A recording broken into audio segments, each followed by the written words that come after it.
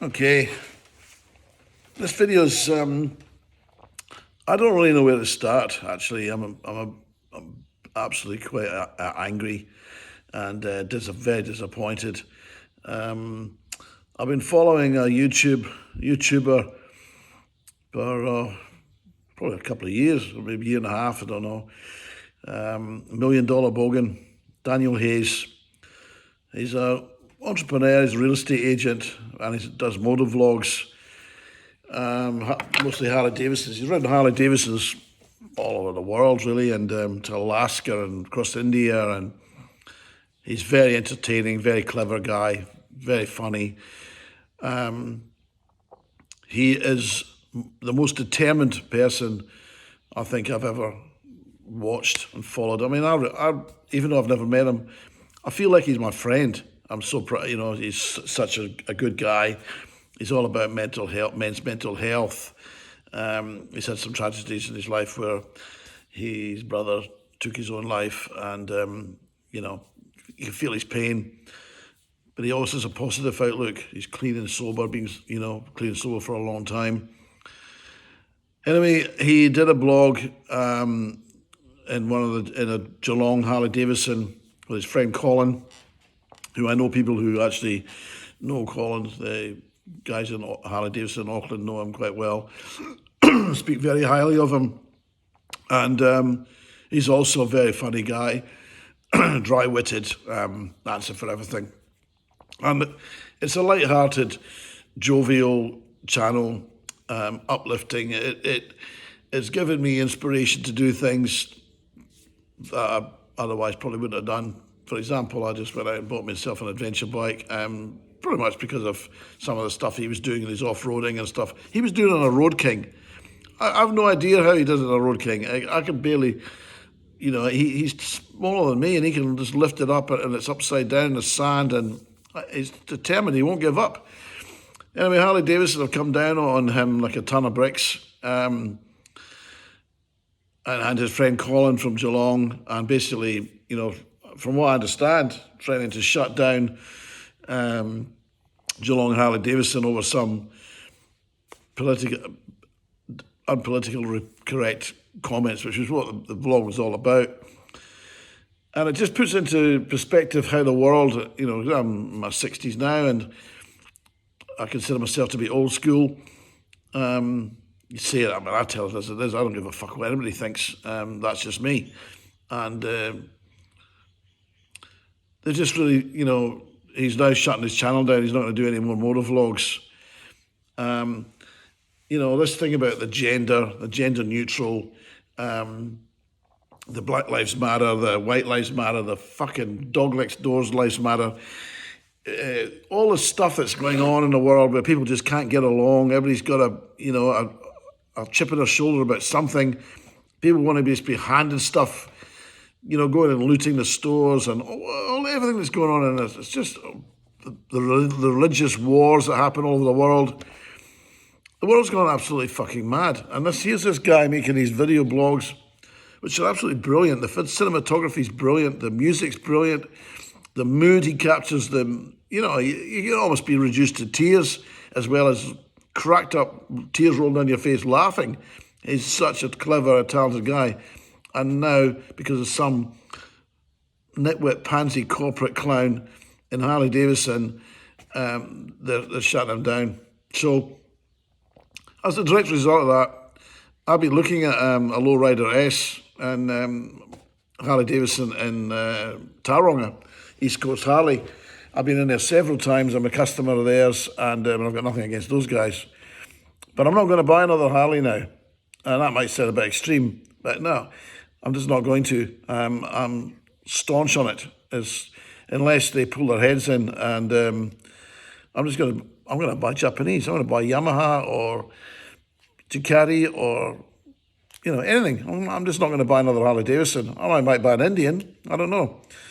But I'm not going to buy another Harley Davidson unless this gets sorted out. I know Harley Davidson aren't going to lose any sleep over losing me as a customer.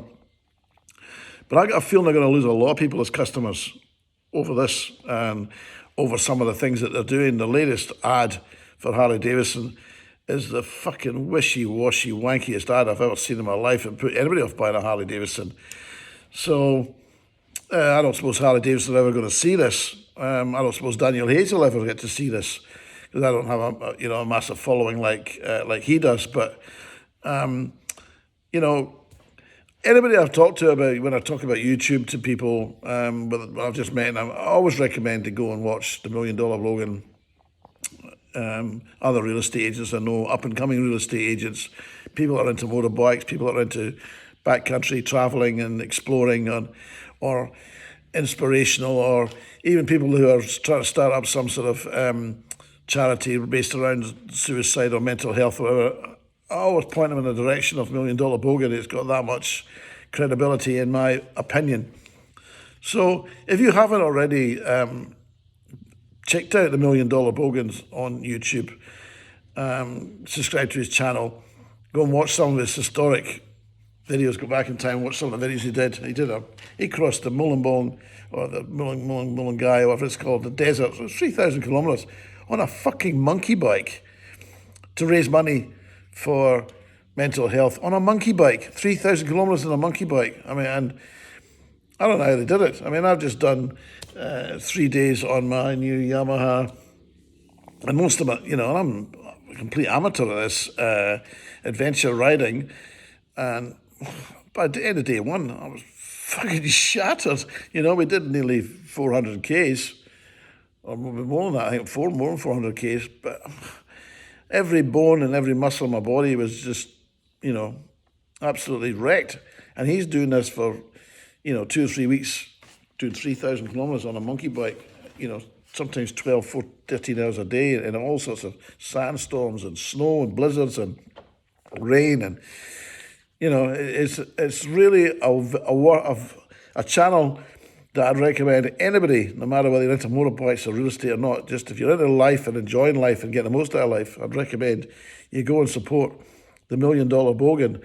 Well, I certainly am anyway, and that's just my opinion. So if you haven't already subscribed to $1 Million Boggen, please do so, and and if you're a Harley Davidson owner and you've checked out a few of his videos, you'll understand where I'm coming from, and please let your views on that subject be known by Harley Davidson. I'm going to go into Harley Davidson tomorrow, into East Coast Harley in Tauranga, and have a talk to the owner and tell him how I feel.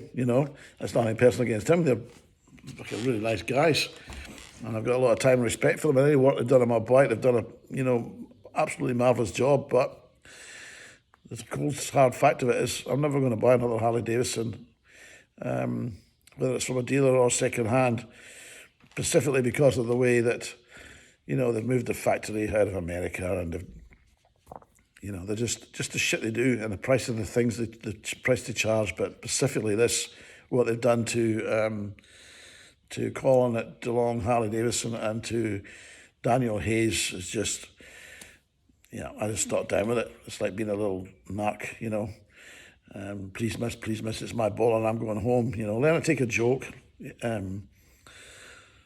See the big picture. He's an ambassador for the brand like no other.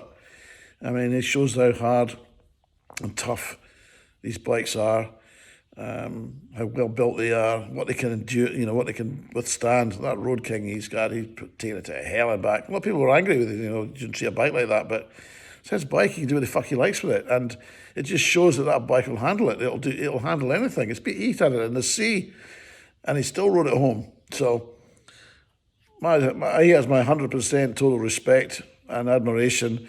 And Harley Davidson, I've got zero respect for you now, so you best pull your heads in, and you're going to find a lot of people are going to have the same opinion. So that's my rant for the day.